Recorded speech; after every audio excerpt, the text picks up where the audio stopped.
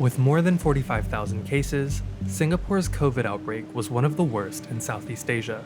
But it's coping now, with strict mask requirements and rules like a ban on talking in public transit, and mandatory digital check-ins when visiting any business, public space, or even places of worship.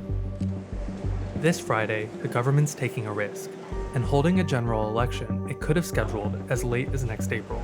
Please vote for PAP. Hardly anyone expects the medley of opposition groups to be able to take down the establishment. Singapore's ruling party has held power since independence in 1965, and in the last election, it won 93% of the seats in parliament. Hi, good afternoon. We are from the Progress Singapore Party. Harish Pillay is a first-time candidate running to be an alternative voice. And the information is in the other side. You know, sharpen ideas in Parliament, you need to rub against something. You need to have robust and frank debate. We don't see that. I have been pounding and hounding at the entire establishment, say we have to be inclusive of different ideas of how to do things. And sometimes it gets heard. A lot of times it's just completely shut off. Pillay took it upon himself to cross-check the code for the government's contact tracing app and made sure it wasn't pulling location data that might infringe on citizens' rights. While he embraces his country's Smart Nation initiative to use big data to come up with solutions, he worries that without a healthy dialogue, policymakers will become complacent. I want to make sure that the Smart Nation is done in the right way. One of the things that I would definitely want to see is a digital Bill of Rights. We have cameras, we have microphones, we have all kinds of stuff that is listening to us and recording it. These are fundamental right now. None of these things have been even thought through. We need accountability. We cannot become like China. Let's set the tone. We, of all people, can do this. Pillay questions why Singapore is so ahead in surveillance technology, but so far behind in implementing what seem like pretty simple solutions for the elections. My experience in Smart Nation, it's a laudable goal and I like the idea. I'm a techie, I'm a geek, I like these things, right? And even today's election process, the nomination process. For a Smart Nation, we have a lot of paper to fill up by hand. That to me is just unconscionable. It's like, you gotta be kidding me. Singapore not only forces candidates to register manually, it requires voters to show up in person too. And that means it's banning COVID-19 patients and people under quarantine from participating in this election. I think it is fine to give up some of these rights for the better good.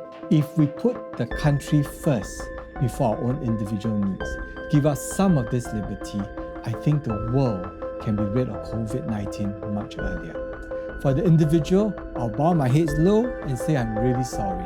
You can't exercise your right as an individual for voting. But think of it for the greater good. It's about preventing the transmission to another person, and in so, you have saved another life. Voting is compulsory for Singaporeans, but global travel restrictions have made it difficult for those living abroad. 28 days under quarantine. Toh Hui Ran started a Facebook group of frustrated overseas voters. Some tried to find out if the government would make them accommodations, but were only assured that they wouldn't be penalized. Impossible to vote this year. When pressed about it by local news, the head of Singapore's Smart Nation initiative said the manual experience was, quote, something sacred. If you ask me what is sacred or important about the election, it's not like ticking a box on a piece of paper. It's like understanding who's running in your constituency. So the attitude was more of like, oh, it's okay if you don't vote this time, you can vote the next time. Whereas actually what we want is to have a say in this election. Toh wants to see a strong opposition and is disappointed in a government that touts itself as smart, but failed to find a way to help her cast what would have been her first vote ever. I feel that if they really were committed to this choice of holding the election during a pandemic, a lot more provisions could have been made for people who were potentially, whose right to vote was going to be affected by it, such as thousands of overseas Singaporeans. I think everyone can agree that the priority is public health. What I question is how seriously they take the voice of the people. An election is actually about the voters. It shouldn't be about the people in power who want to be in power. It should be about the people who they're serving.